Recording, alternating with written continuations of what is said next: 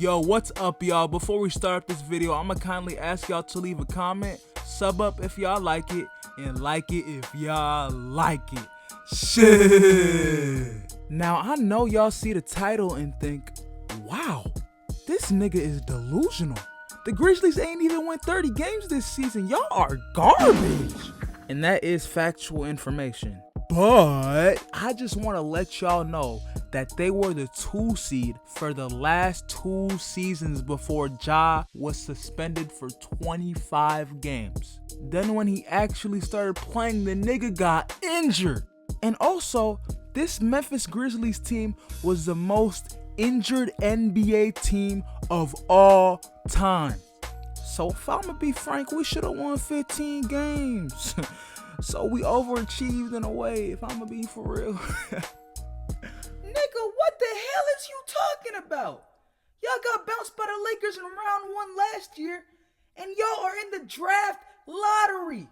How are y'all overachieving? Brother, our front court was decimated by injuries and we played Xavier Tillman starting center minutes in the playoffs against Anthony Davis. What were we supposed to do against AD and LeBron when we were playing our 3rd string center starting minutes in the playoffs? Also, it doesn't hurt that Dillon Brooks had a true shooting percentage below 40%. Ja Morant had to play with terrorists after his hand exploded in clutch time of game 1. Now that I think about it, we're the most cursed team in the league right now, aren't we? No, that has to go to the Pistons, but y'all are up there. Yeah, but other than that, y'all are trash. Garbage. I don't care about none of them excuses, man. For now, yeah, we're trash, but we're gonna get better for sure over the offseason. And plus, the reason why we weren't good is because we were not healthy. Next year, inshallah, we're gonna be healthy. Yeah, you're gonna be healthy, but every other team in the West got better. What moves are y'all gonna make in the offseason? Wow, I'm glad you asked. Well, we already had some internal development this season, and that was for our wing players, and those wings that we developed were Vince Williams Jr. and GG Jackson. Maybe even Jake LaRavia, but he ended off the season on an insanity run, and I'm not going to discuss him too much in this video. But Vince Williams Jr. is basically Dillon Brooks without the CTE. He's a better rebounder, playmaker, a more consistent three-point shooter, and probably even a better defender. All around, he's just a better version of Dillon Brooks. I'm not gonna lie to you. Also, let's talk about GG Jackson, the youngest player in the league. He's a volume 3-point shooter who shoots a decent percentage from 3, but that's mainly because he's a rookie and he's kind of inconsistent. But when he is on, he is on. And I am really high on him. Like, he could be the starting 3 next to Ja, Bane, and Jaren once he develops more. But I would like him to be a Nas Reed type of guy for our team next year. Just a bucket getter. And in the future, he could develop into an MPJ type of guy in the starting lineup next to Ja and everyone else. So I envision our starting lineup to be Ja, Bane, Vince, Jaren, and a center we pick up in free agency, through trade, or through the draft. Oh, that actually sounds like a really good team. How would the bench look like, though? Great question. I feel like the bench would consist of Marcus Smart, GG Jackson, Santi Aldama, and Brandon Clark. Wow, this team sounds kind of nasty. I just hope y'all figure out the center position, because that is a big hole that should be filled.